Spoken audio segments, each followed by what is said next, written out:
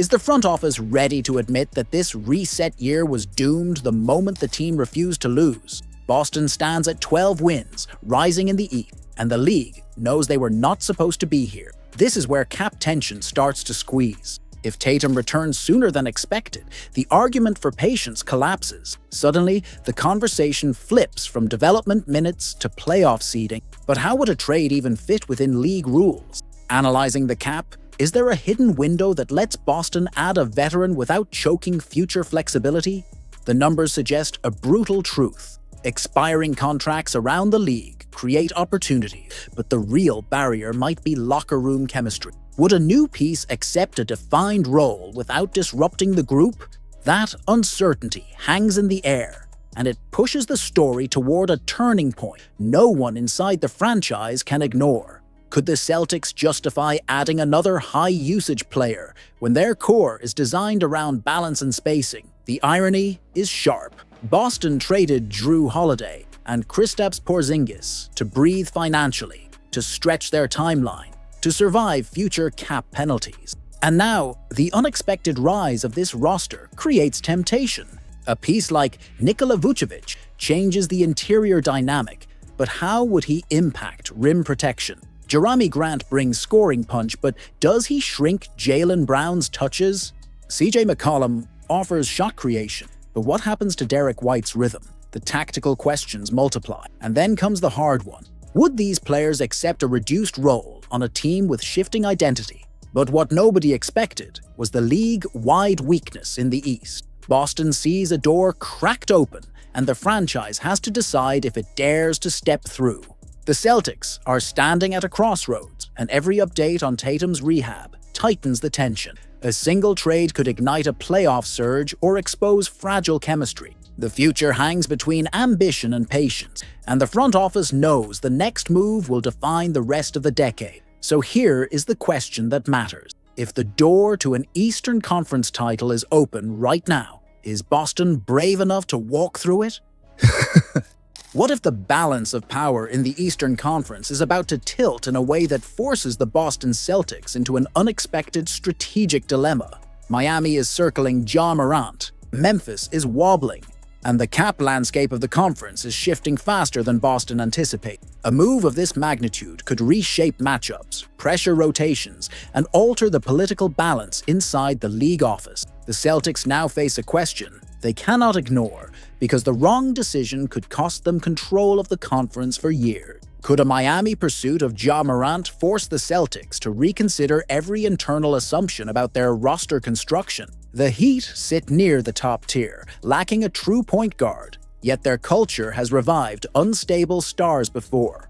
If they add Morant, the ripple hits Boston directly. Mas será que such a blockbuster even fits within league trade rules? Analisando o cap, existe alguma brecha que permita esta mudança sem comprometer futuras flexibilidades? Miami holds young assets, but Boston must study the implication. Would a Morant shift elevate Miami into a threat that exposes Boston's reliance on pace control and perimeter switching? Even worse, would a new superstar in the East pressure Boston to accelerate its own timeline? The unease is real, and the front office knows it. How far would Boston go to protect its window if a rival suddenly acquires a dynamic star at a discount? The answer is tangled. The Celtics pride themselves on stability, yet the league punishes teams that stand still. A move like this could ignite a philosophical clash in Boston. Coaches may want reinforcements, while executives must guard cap flexibility.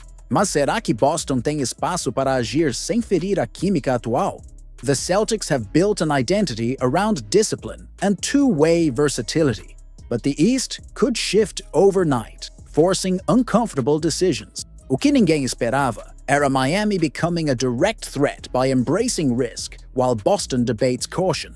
The scenarios multiply, and none feel safe. A potential Ja Morant move to Miami is more than a rumor. It is a strategic earthquake with real cap implications, tactical risks, and political consequences across the conference. Boston must decide whether to stay patient or adapt before the landscape shifts permanently. The stakes are clear, the danger is real, and the timing could not be more urgent. So here is the question that sets up our next chapter. If Miami makes the first move, what should Boston do next to stay ahead of the East? What if the future of the Boston Celtics is about to pivot on a single move that no one inside the league expected?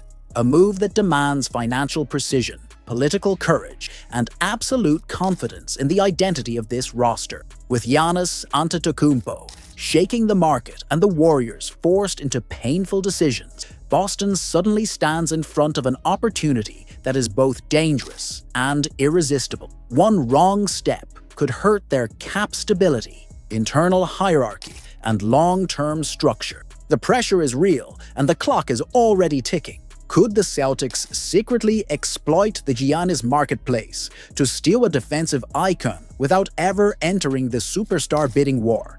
Mas como esse movimento seria possível dentro das regras da liga? The Warriors are trapped by second apron restriction, unable to take on extra money. They must send significant salary out, and Draymond Green becomes a casualty of ambition. Analisando o cap, existe alguma brecha que permita esta mudança without crippling Boston's flexibility?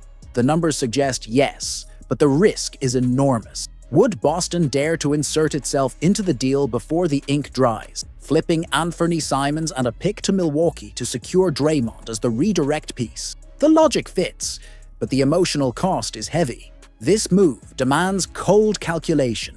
Is this the kind of aggressive trade that separates a stable contender from a true dynasty? Mas será que Boston tem coragem para repetir a lógica que trouxe Drew Holiday and rewrite its own formula again? Draymond is aging, expensive, and demanding, yet he offers a defensive presence that could reshape playoff matchup. His ability to anchor a switching scheme next to Brown and White could be devastating. The problem sits deeper. Would adding Draymond commit Boston to a heavier tax burden and limit future roster construction around Tatum and Brown? Or is this the exact moment to strike, leveraging cap mechanics before new CBA restrictions close the window forever? The tension grows as every scenario reveals a new layer of risk. A Draymond Green redirect in the Giannis sweepstakes is more than a clever loophole. It is a test of Boston's ambition, discipline, and belief in its identity. This decision carries tactical upside, financial strain, and cultural implications that stretch far beyond the next postseason. The front office now faces a rare fork in the road. Could the Celtics even survive the cap ripple created by a trade chase that Golden State is now fueling behind closed doors? The league knows Boston faces tight CBA restriction, rising apron tension, and the need to protect depth without breaking chemistry. But how would such a move work inside the league rulebook? And is there any clause or exception that could shift leverage back toward Boston? History shows that contenders rarely give away an elite two-way guard lightly, yet the numbers add new pressure. White carries a contract that matches cleanly with several Warriors pieces, which forces the front office to analyze hard data, advanced metrics, and playoff impact before shutting the door. Mas será que the Warriors are trying to exploit timing windows in which Boston has less flexibility?